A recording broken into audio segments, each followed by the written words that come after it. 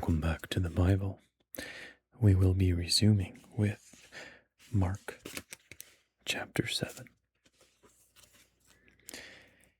And the Pharisees and some of the scribes gathered together to him when they had come from Jerusalem and had seen that some of his disciples ate bread with common hands, that is, unwashed.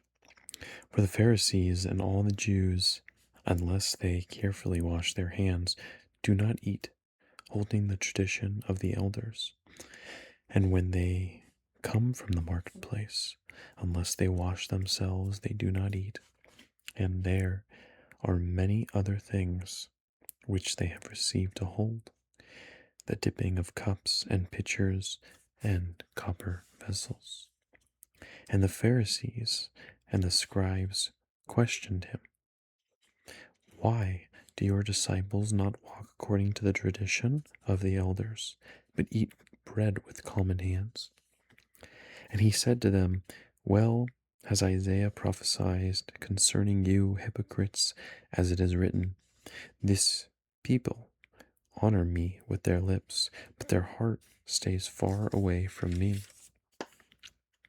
But in vain do they worship me, teaching as teachings the commandments of men, while leaving the commandment of God, you hold the tradition of men."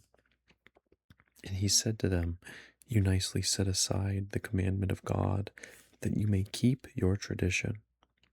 For Moses said, 'Honor your father and your mother,' and 'He who speaks evil of father or mother, let him be put to death.'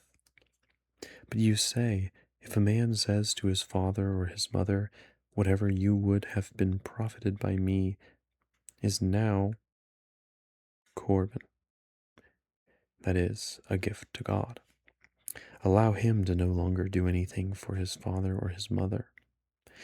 This you deprive the word of God of its authority by your tradition, which you have handed down, and many things similar to these you do." And he called the crowd to him again and said to them, "Hear me, all of you, and understand. There is nothing outside of a man which entering into him can defile him, but the things coming out of a man are the things which defile a man. For anyone has ears to hear, let him hear." And when he entered into a house from the crowd, his disciples questioned him concerning the parable. And he said to them, "Are you also in the same manner without understanding? Do you not understand that every thing that enters from outside into a man is not able to defile him? Because it does not enter into his heart, but into the stomach, and goes out into the drain?" And he said, "That which goes out of the man, that defiles the man. For from within, out of the heart of men, proceed evil reasonings, fornications, thefts, murders, adulteries, covetousness, wickedness, deceit, envy, blasphemy, arrogance, foolishness. All these wicked things proceed from within and defile the man." And he rose up from there and went into the borders of Tyre and Sidon. And entering into a house, he wanted no one to know about it, yet he could not escape notice. But a woman, whose little daughter had an unclean spirit, heard about him, and immediately she came and fell at his feet. Now the woman was a Greek, Syrophoenician by race, and she asked him to cast the demon out of her daughter. And he said to her, "First let the children be satisfied, for it is not good to take the children's bread and throw it to the little dogs." And she answered and said to him, "Yes, Lord, but even the little dogs under the table, out of the little children's crumbs." And he said to her, "Because of this word, go, the demon has gone out of your daughter." And she went away in her house and found the little child lying on the couch, and the demon gone.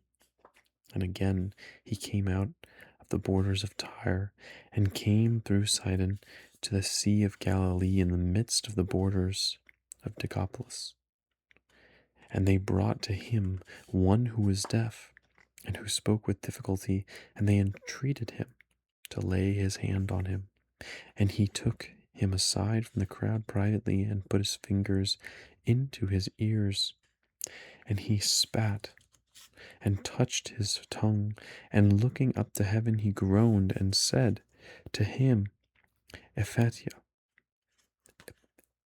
Ephatha, that is, be opened.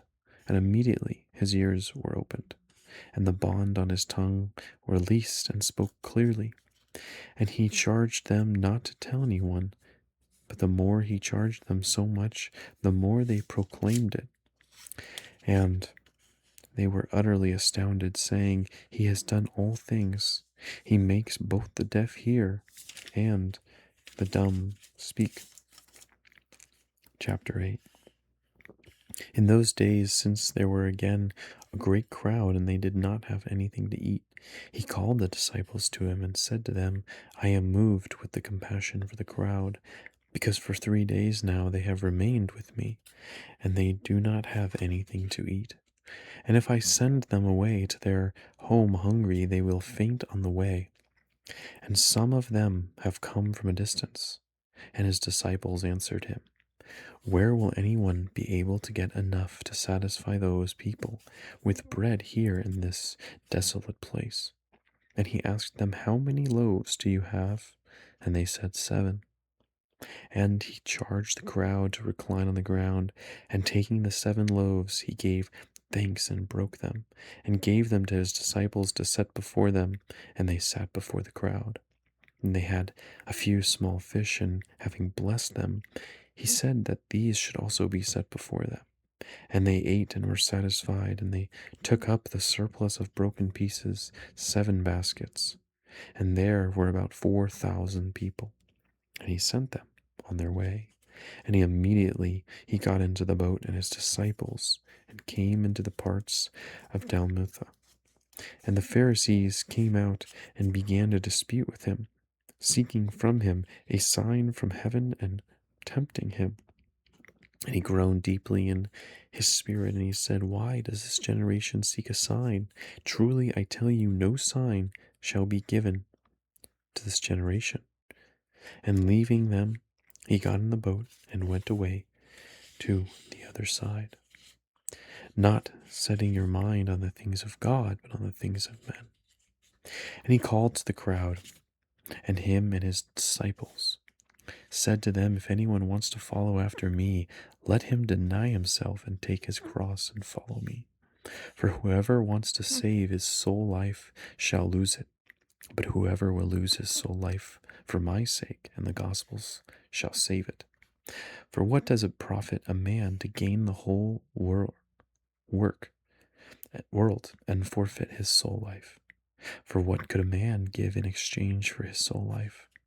For whoever is ashamed of me and of my words in this adulterous and sinful generation, the Son of Man also will be ashamed of him when he comes in the glory of his Father with the holy angels. End of chapter 8. That was Mark chapter 7 and chapter 8. We will pick up next time with chapter 9 of the Bible. Bye-bye.